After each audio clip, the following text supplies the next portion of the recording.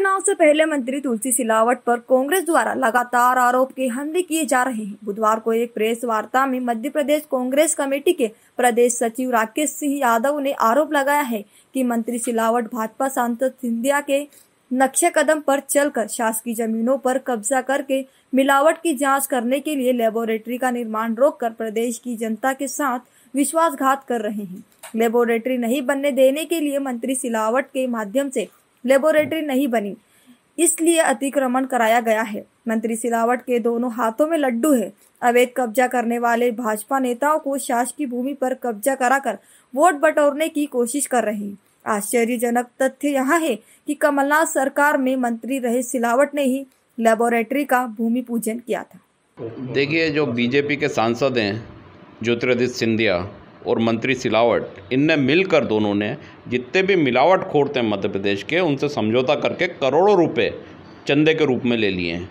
उसका परिणाम ये हुआ कि लॉकडाउन में सिलावट ने सिंधिया के कहने पर जिस ज़मीन पर लैब बनना थी, जहाँ से ये जांच होना थी कि कैसे मिलावटखोर मिलावट करते हैं और वो जेल जाते हैं वहाँ जांच होने के बाद, उस ज़मीन पर भारतीय जनता पार्टी के सरपंचों के साथ मिलकर कब्जा करा दिया।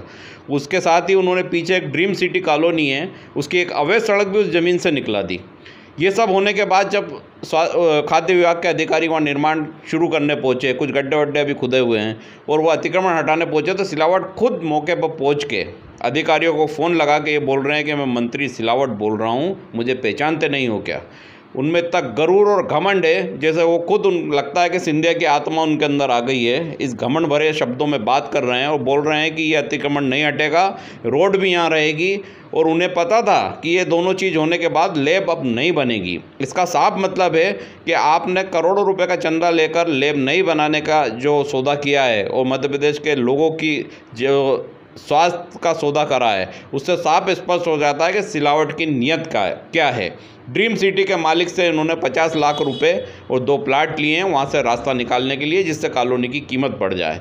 ये सारी बातें सबूतों सहित स्पष्ट हैं। सिलावट का बयान भी ये स्पष्ट करता है कि क्यों वो इस तरीके से ऐसा काम कर रहे हैं। निश्चित तौर पर उन्हें एक बहुत बड़ा आर्थिक लाभ मिला है और नोट से वोट खरीदने जा रहे हैं। आज ये मामला उजागर हुआ है, जनता के समक्ष आया है। लोग भी अब इस बात को सोचेंगे और देखेंगे किस तरीके से एक व्यक्ति जिस जगह का शिलान्यास करता है। कमलनाथ सरकार ने बड़ी मुश्किल से वहाँ से अतिक्रमण हटाए थे। 2015 से अलॉट ज़मीन थी, 40,000 फीट ज़मीन में से लगभग 15,000 फीट पे सिलावट ने फिर से अतिक्रमण करा दिया है और अब वो लैब बनना संभव नहीं है। कैलाश जी ने कहा था कि सिंधिया जी को पैसे की जरूरत नहीं, वो पैसे वाले मामले में क्या कहना चाहिए? देखिए, बीजेपी के ये नेता जो सिंधिया का गुणगान कर रहे हैं, वो एक बात का जवाब दे दें कि सिंधिया जिस महल में रहते हैं वो महल क्या उनकी कमाई से बना हुआ है? वो लगान वसूल करके बना है गरीब जनता से अंग्रेजों के साथ मिलके।